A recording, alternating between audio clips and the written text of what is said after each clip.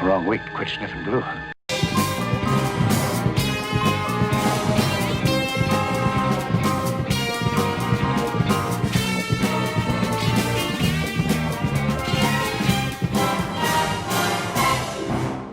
Hey, welcome back. We're going to do something different this time. We're going to do what I call, inspired by Adam Savage's one-day builds, we're going to do a two-day build. And no, I'm not going to put a stopwatch on it or anything because, you know, I got a life.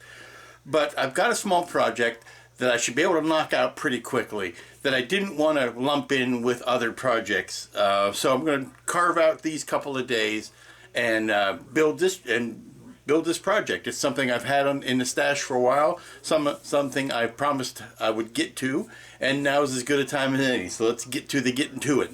Okay, what we're looking at is the 1:1 scale Space 1999 Commlock. It is made by Century Castings. It was sent to me by a good friend named Liam from Ireland. I almost said Scotland. Sorry, Ireland.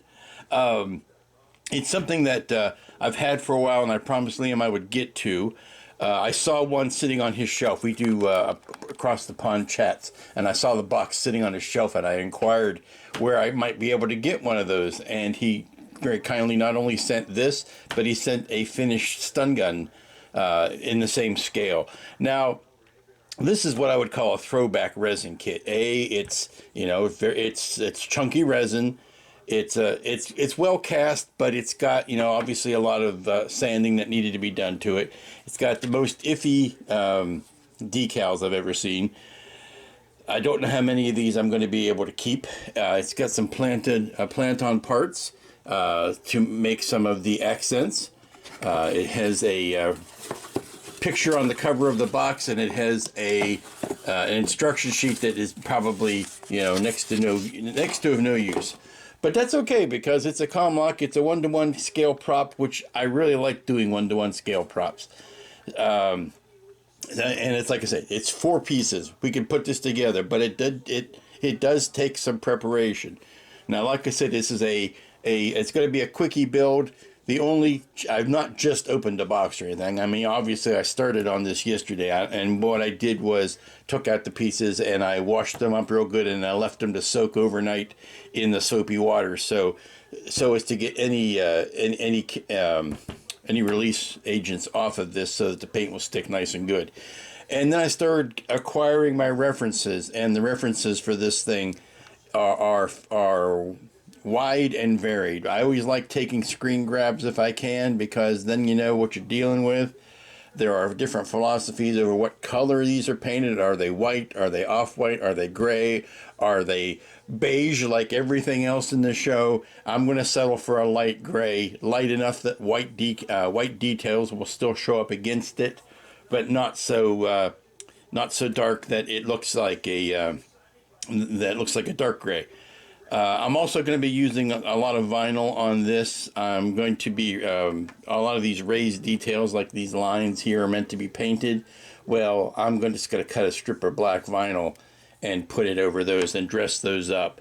I'm kind of wondering about the decals, whether or not, because you can see the quality of the print, you can see all those lines in there, whether it's going to be better off. I mean, I'm stuck. I'm going to make the John Koenig. I'm going to use that logo. I'm going to use this big graphic, and I'll probably use this graphic for the screen.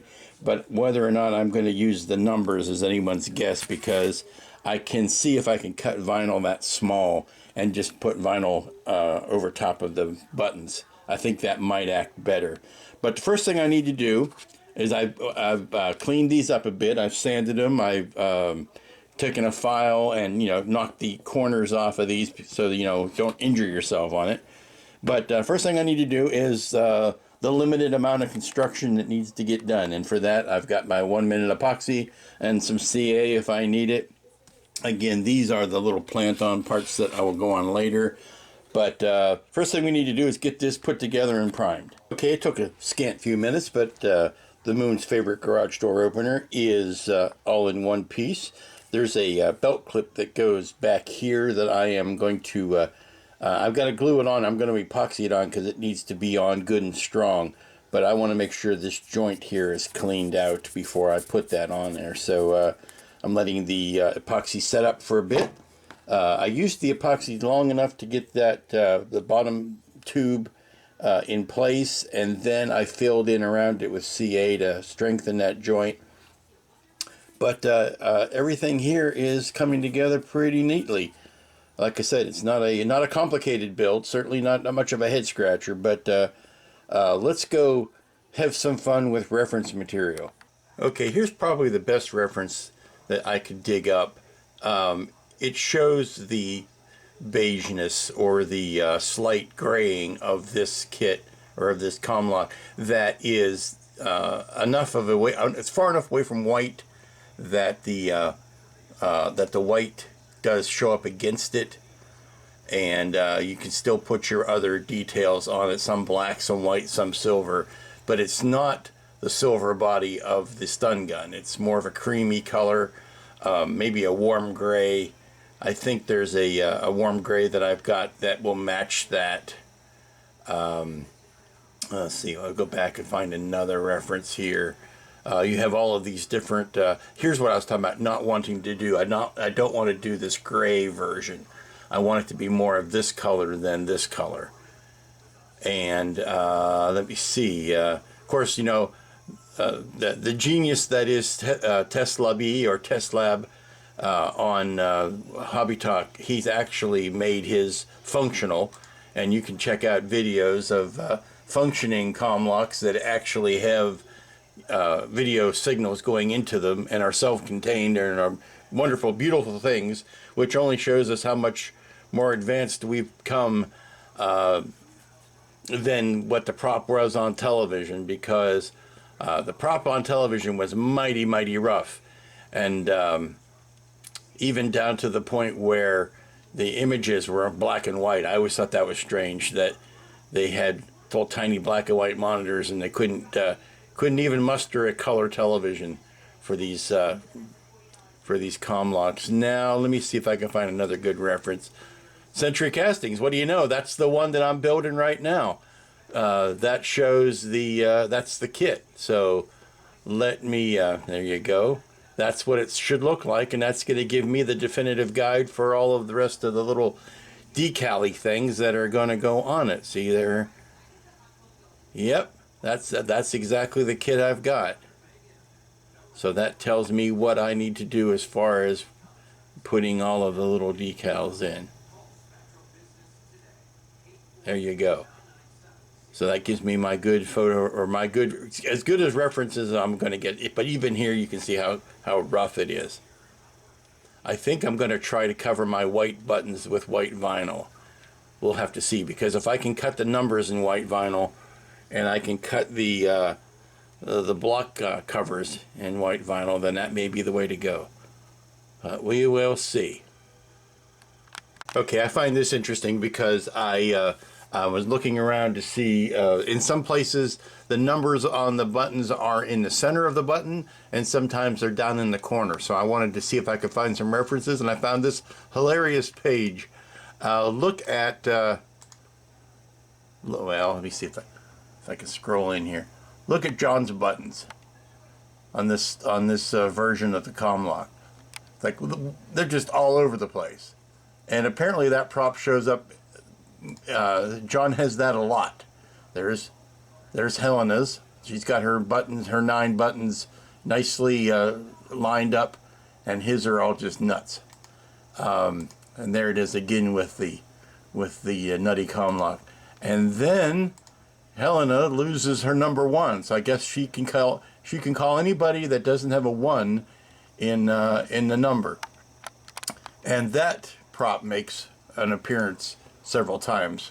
There's some purple sleeved extra has the same prop, and this is the stunt one that is in really rough shape, but it tells me what I wanted to know as far as the numbers seem to be down in the bottom, and they take up a good chunk of the button square miles. Now look at this guy.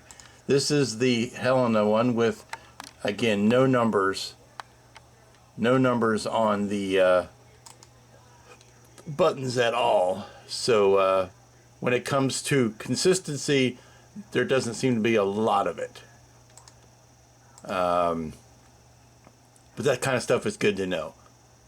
Let me zoom back out of this, but this is the Space 99. Let me go up to the top of the page so you can check these out for yourself. This is the Continuity Guide by Martin Woolley, and this is probably one of your better reference pictures right there of just what the front of it looks like. You have a highly polished chrome bottom here. You have a decal of a circle here. This graphic here seems to change from place to place. This is sometimes red. Sometimes the bottom one there is red. Sometimes it's orange, but it's always white on the top. This frame for the screen, sometimes I see it black. I like it better when it's that medium gray. Since I see a medium gray reference, that's the way I'm going to do it. Let's see, what has Victor got? Oh, Victor's got his in a stand. But he's got the orange secondary one here and not the red. These buttons here seem to be fairly flat. Okay.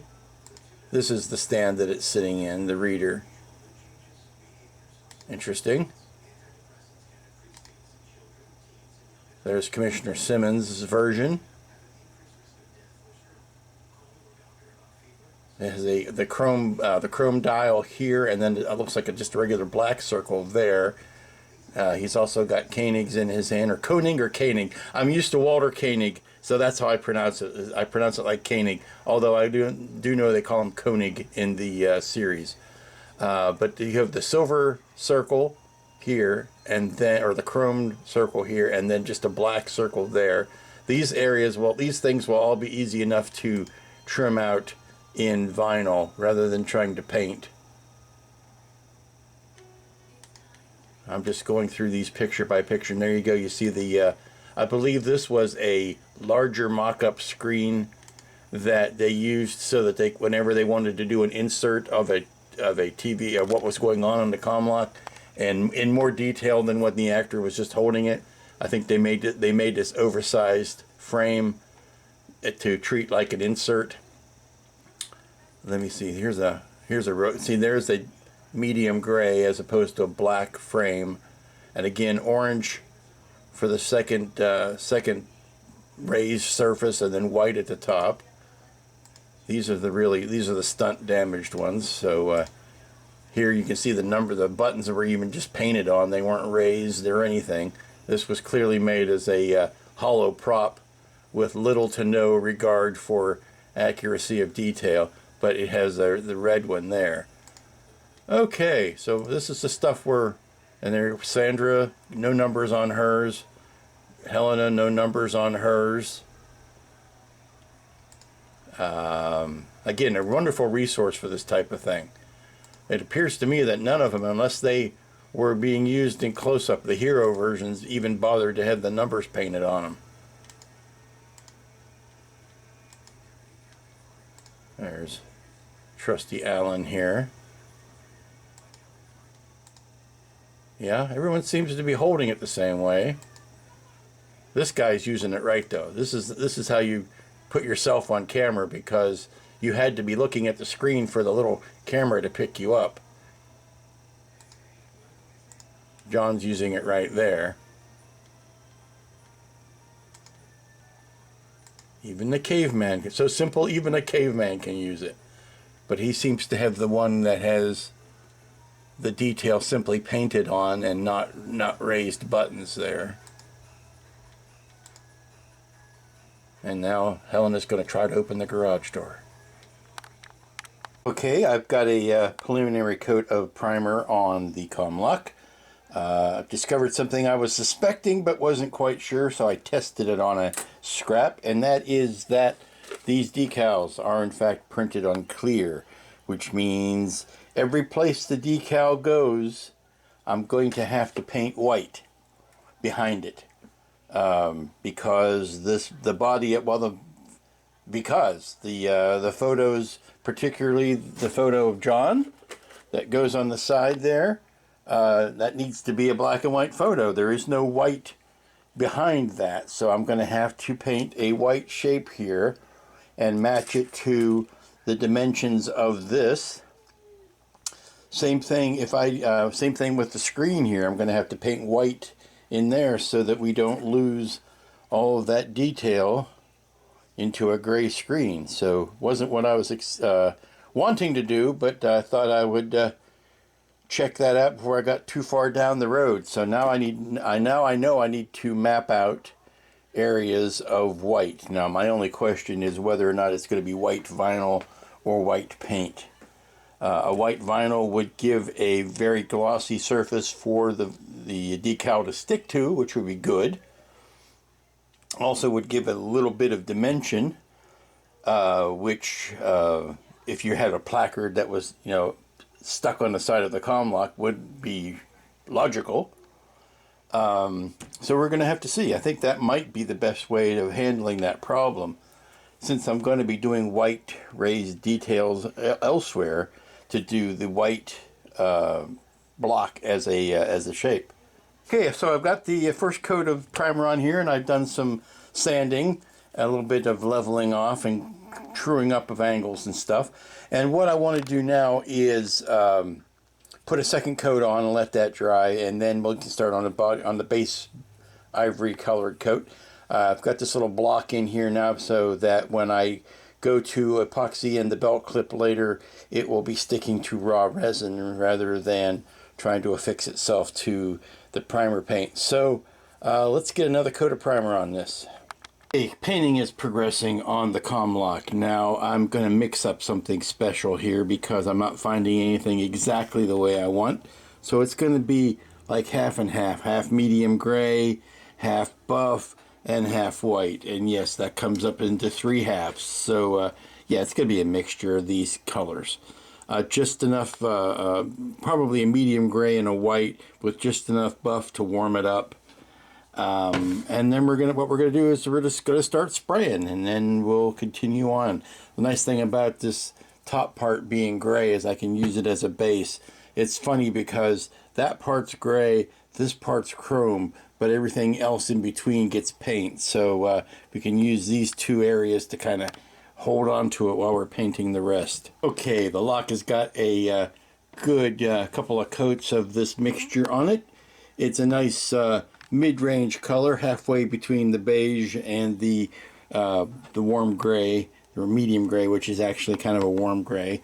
No sense putting any paint here because that area is going to be covered with white, not only white vinyl, but I may think about spraying some white Tamiya on there. Next big thing of color that needs to be painted is this viewfinder here. And then we can let this thing dry for a goodly few hours before we put a satin coat on it. Once the satin coat's on, we can start applying the all the appliques. Okay, I think this is a good spot to leave it on day 1. I've got the body painted, I've got the eyepiece painted, I've got the detail under here painted, I've got this little back strip done in. I've just gone in with some silver tulip and just filled in these channels. I put a bead of the tulip in here and then quickly wiped it off, and that's giving me a nice even line inside there. I can come back in on that tomorrow and repaint that, but I think that's going to give me a nice even solution for those channels to make them look a lot smoother than they were originally. And since everything else is pretty much plant on, it's not going to take a whole lot more paint to dry. I think maybe one last thing to do tonight before we close it up is I want to go ahead and paint this panel white, even though I'm going to put white vinyl over it. If the white paint looks good enough, I won't put white vinyl over it, but I want to paint this whole side white so that when that big decal goes on, you can see it properly. Okay, I've just put on the last coat of what I have coined as Moon Beige Alpha. I've just put on the last coat of it for this evening, and I'm going to let this dry. I like how all of the other accent colors I've hand painted look against it, but I needed to put one more unifying coat over the whole deal. Plus, it also helps seal in that the tulips. So it's easy enough to reclaim the silver here and the gray here, since I've got these colors right to hand. But I also need to touch that white back up because I got some overspray on it, because that's the kind of slob I am. But we're gonna let this guy cure for the rest of the evening, and by tomorrow we should be able to do everything else that needs to get done. Okay, welcome back. It's Friday. It's the last work day of the week. It's this second day on the Commlock on a 2-day build, and hopefully it'll be the last day. And what we're down to is I've got the Moon Beige Alpha painted all over this. It's had time to dry. I've touched it up. I've sanded it. I've painted on another coat, and I've painted in some areas. And now I'm starting to lay down the vinyl and taking an example of the number 9 button. And you can look, see, and well, you can look and see. But if you look, you can see the how uneven some of these buttons are. They're not the uniform shape. They're not great. But the nice thing about having black vinyl over them is it unifies the shape, because it does hang over it at some points. And from a distance, will look just fine. I am wondering now about the sides of the buttons, though, whether I should try to paint those in. I'm wondering, you know, once it's up on a shelf, are you really going to notice not seeing the sides of those painted? Plus, it would be all kinds of difficult to get in there. But maybe I'll try painting these ones, painting the white around the sides, and see how well that goes. And that'll tell me whether it's worth trying to paint in the black around those sides as well. Okay, painting in some of the colored, they're not all of them are buttons, but some of them are just raised panels. And I'm really more interested in painting the sides of them. I still, obviously, like on the buttons, I went ahead and covered up the tops, but that was to see how well the black paint was going to cover. It's okay, it's not great. I still want to put the vinyl over top of that, but in these spots the vinyl doesn't reach, then I know at least it will still be painted. But the numbers will go on. Actually, going to let this dry for a bit because I'm using acrylic paints and they take longer to dry. But you can see where I've got the sides of those 4 white shapes painted, so I can put the white paint or the white vinyl over top of them. A couple of things like this orange stripe and that red, or the green shape there and the orange shape, that I don't really want to set up a whole bunch of vinyl just to cut those little things. I may just leave those paint, but I've got the white and the black and red that I can cut very easily. So work is progressing. Now I think I'm going to let those dry. I may try to put down the white shape here, and I think the next problem is going to be the decals, really. So we're just going to continue to take it shape by shape and see how it works. Oh, I know what I can do. There is black striping that goes down the length there that I've got a black, and it's too fine. I don't want to try to paint that and, you know, run the paint over both edges and all that when I could just pop it on in vinyl. So I think that's what I'm going to do next. There we go. You can see some of the black pin striping going down. Now those look uneven, but I'm setting them over top of, I probably should have carved those down flat, but I'm setting them over top of the raised shape, so blame the raised shapes for being uneven. But I've got all the button tops down. I've got these guys down. I've got this stripe down. I'm going to pull out the white vinyl to do these, cover those tops. That's got an aluminum bit that goes there. Here's the black circle. The other aluminum bit goes there. The big decal goes here. There are some smaller decals and like open circles and whatnot. They go, I need to intersperse those around. Big decal goes here. So let me finish, I guess, with the white vinyl, and then we'll get to the decals. Then, of course, this bit gets the silver tape. Okay, I just glued down the 2 big chromey parts. And some of those open open squares and open circles that are basically back in the day they were Electroset add-ons that probably lasted about 20 minutes on set. Maybe the first or second time an actor took the thing off of their belt, they probably wiped those things right off. They were dry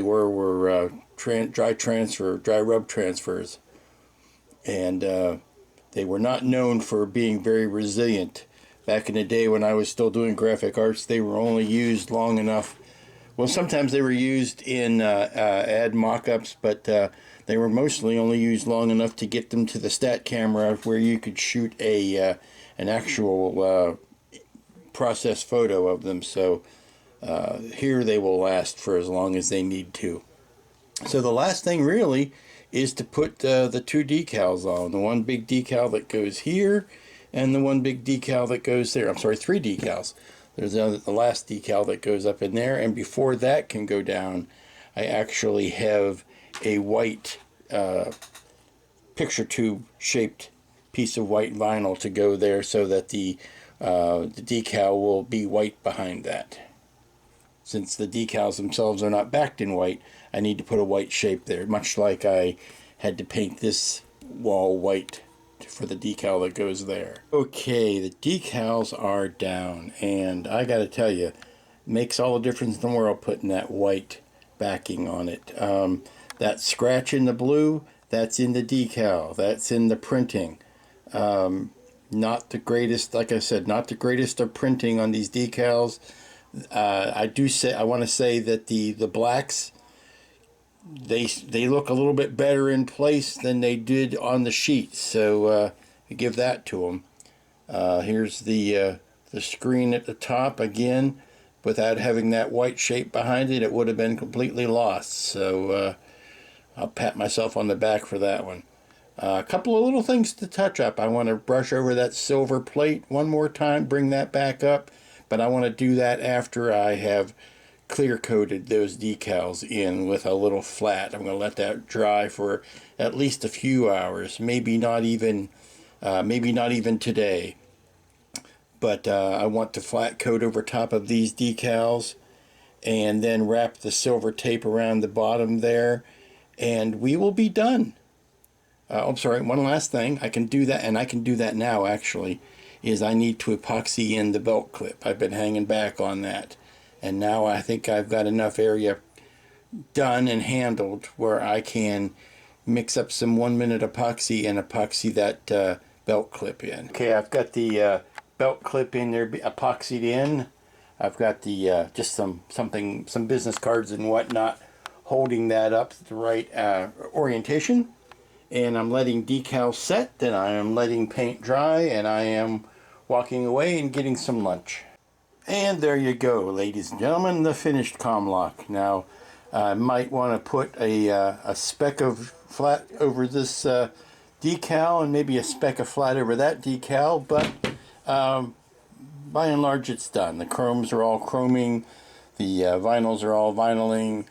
It's a done thing. Oh, I got the belt clip is on.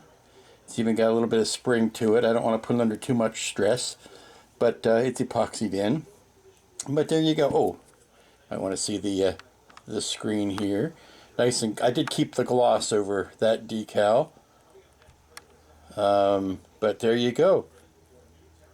A 2-day build, and here is the stun gun that goes with it in the same scale. This was already a complete thing when Liam sent it to me, so I didn't include it in the building because it didn't need to get built. But there you go. Now I need to fabricate some sort of stand. I need to put some sort of thing like this so that I can prop it up at an angle and make it look good. Maybe like that thing that they used on the show. You actually plugged it into a base, but then that would cover up all of this fine work. So I'm thinking just something like that that's kind of tilted up at an angle that will allow me to show it off, and I can put it next to the stun gun as a match set. But there you go. It's a 2-day build. Quickie. Cleanup was probably the most laborious part of it. But there you go. All said and done. And that's going to bring it to an end. Like I said, quickie. It was a 2-day build. Really quick. Wanted to get it in, get it out. But I promised Liam I would get to it and get it built. And that I did. So, yeah, it's using it like the garage door opener. You held it like this. And he was also of a mind to hold his Commlock kind of like that somehow, which is like covering over the microphone and the speaker and all that. So if you're looking into it like that, but Between this and all I need now is my beige bell bottoms, and I'm ready to go. So until next week, we'll be back to the full week builds. We'll be back to taking a full week on our project. I have a couple lined up, but I don't know exactly which one it's going to be yet. So until next week, when we will get back to business as usual, you be good to each other. Go out and do that last minute Christmas shopping if you haven't done that yet. And we'll see you here next time.